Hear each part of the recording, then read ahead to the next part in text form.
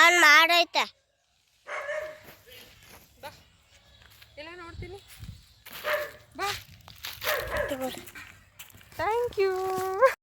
Hi friends, welcome back to my YouTube channel. ನಾವಿವತ್ತು farm house ಹತ್ರ ಬಂದಿದ್ದೀವಿ. ಬನ್ನಿ ಫ್ರೆಂಡ್ಸ್ ನೋಡೋಣ. ಫ್ರೆಂಡ್ಸ್, ನಾನಿಲ್ಲಿ ಅಡಿಕೆ ಗಿಡನ ಪಾತಿ ಮಾಡೋದು ಹೇಳ್ಕೊಡ್ತಾ ಇದ್ದೀನಿ. ಫ್ರೆಂಡ್ಸ್, ಇದು ಅಡಿಕೆ ಕಾಯಿ ನೋಡಿ.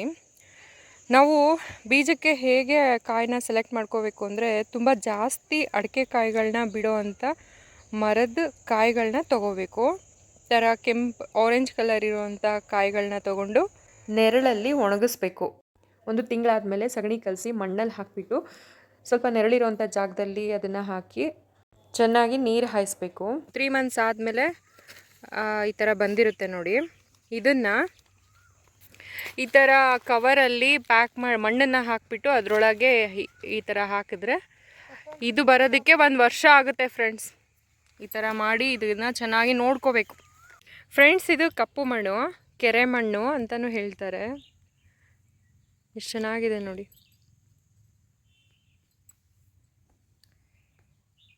ಇದು ಭೂಮಿ ಮೇಲಿರೋದು ಕೆಂಪು ಮಣ್ಣು ನೋಡಿ. ನಾವು ಅಡಿಕೆ ಗಿಡನ ಬೆಳೆಸೋದಕ್ಕೆ ಉಪಯೋಗಿಸ್ತಾ ಇರೋದು ಕಪ್ಪು ಮಣ್ಣು. ಎಷ್ಟು ಡಿಫ್ರೆನ್ಸ್ ಇದೆ ಮಣ್ಣುಗಳಲ್ಲಿ. ಇದನ್ನು ಹೀಗೆ ಒಂದು ಚಿಕ್ಕ ಚಿಕ್ಕ ಪ್ಯಾಕೆಟ್ಗಳಲ್ಲಿ ತುಂಬಿಟ್ಟು ಅಡಿಕೆ ಗಿಡನ ಹಾಕೋದು ಹೇಗೆ ಅಂತ ತೋರಿಸ್ತೀನಿ ನೋಡಿ. ಇಷ್ಟು ಸಾಕು, ಇಷ್ಟು ತುಂಬಿಟ್ಟು ಇಲ್ಲಿ ಒಂದು ಗಿಡ ಹಾಕ್ತಾ ಇದ್ದೀನಿ. ಈಗ ಇದ್ರ ಮೇಲೆ ಮಣ್ಣು ಹಾಕೋತೀನಿ. ಇಷ್ಟೇ ಆಗೋಯ್ತು. ಅಜ್ಜಜ್ಜಿ ಫ್ರೆಂಡ್ಸ್, ಈ ಗಿಡಗಳನ್ನ ಇಡೋದಕ್ಕೆ ಮುಂಚೆ ಪ್ಯಾಕೆಟ್ಗಳನ್ನ ಇಡೋದಕ್ಕೆ ಮುಂಚೆ ನಾವು ಈ ಥರ ಪ್ಲಾಸ್ಟಿಕ್ನ ಹಾಕೋಬೇಕು ನೆಲದ ಮೇಲೆ. ಯಾಕೆ ಅಂದರೆ ಅಲ್ಲಿ ಬೆಳೆದಿದೆ ನೋಡಿ, ಆ ಥರ ಹುಲ್ಲುಗಳು ಈ ಗಿಡಗಳನ್ನ ಇಟ್ಟಾಗ, ಈ ಪಾಟ್ಗಳನ್ನ ಪಾತಿ ಮಾಡಿರೋ ಅಂಥ ಪ್ಯಾಕೆಟ್ಗಳನ್ನ ಇಟ್ಟಾಗ ಬೆಳಿಬಾರ್ದು ಅಂತ ಅದನ್ನು ಹಾಕ್ಕೊಳ್ಳೋದು.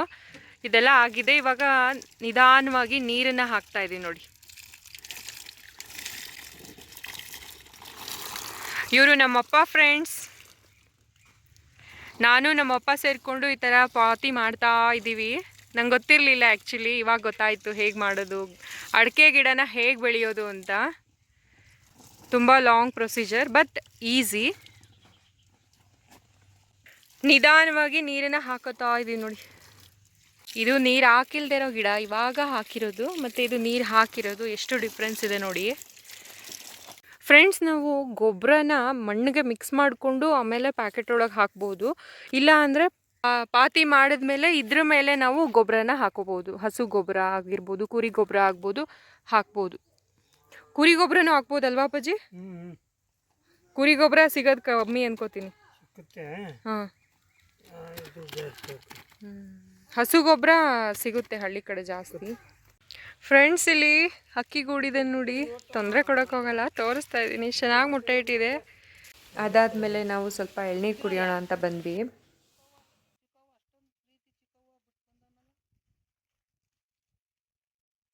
ನಾವು ಎಳ್ನೀರು ಕೇಳೋಣ ಅಂತ ಟ್ರೈ ಮಾಡಿದ್ವಿ.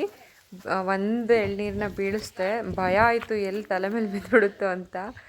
ಆಮೇಲೆ ಅಪ್ಪನೇ ಎಲ್ಲ ಕೇಳಿದ್ರು.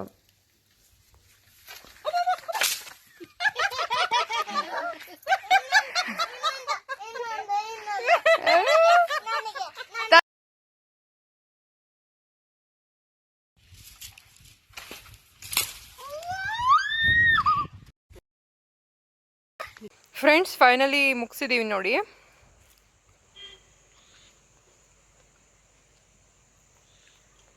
ಫ್ರೆಂಡ್ಸ್, ನಾವಿಲ್ಲಿ ಟೀ ಮಾಡೋಣ ಅಂತ ಒಲೆ ಹಚ್ತಾ ಇದ್ದೀವಿ ನೋಡಿ. ಒಲೆ ತುಂಬ ಚೆನ್ನಾಗಿದೆ. ಇದು ಧರ್ಮಸ್ಥಳದ ಸಂಘದಲ್ಲಿ ಕೊಟ್ಟಿರೋವಂಥ ಒಲೆ ಅಂತೆ. 2200 ರೂಪಾಯಿ. ಇದು ಹೇಗೆ ಕೆಲಸ ಮಾಡುತ್ತೆ ಅಂತ ತೋರಿಸ್ತೀನಿ ನೋಡಿ.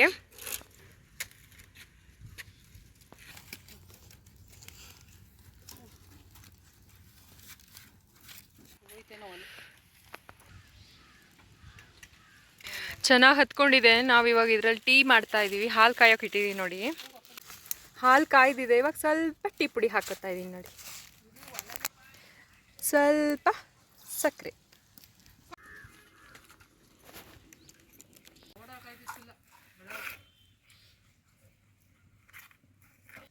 ಹಿಂದಕ್ಕಿರೆ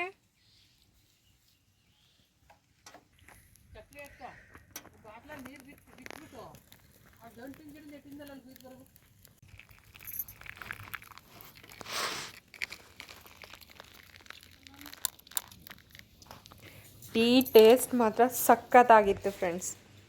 ಇದಾಗಿತ್ತು ಈ ದಿನದ ಬ್ಲಾಗ್. ಇಷ್ಟ ಆದರೆ ಲೈಕ್ ಮಾಡಿ, ಶೇರ್ ಮಾಡಿ, ಕಮೆಂಟ್ ಮಾಡಿ. Thank you for watching. Bye bye friends.